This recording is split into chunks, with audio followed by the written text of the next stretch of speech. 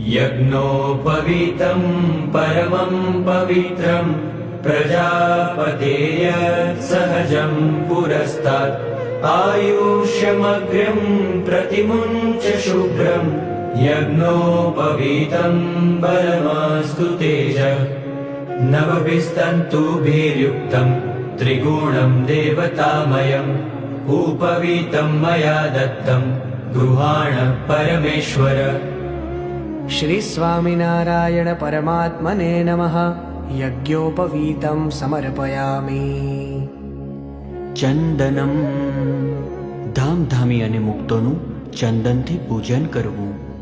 चन्दनं मलयोद्भूतं कस्तूर्यगरुसंयुतं कर्पूरेण च सम्मिश्रं लेपनं स्वीकुरु प्रभु। श्री अक्षर पुरुषोत्तमाय भक्तमंडल सहिताय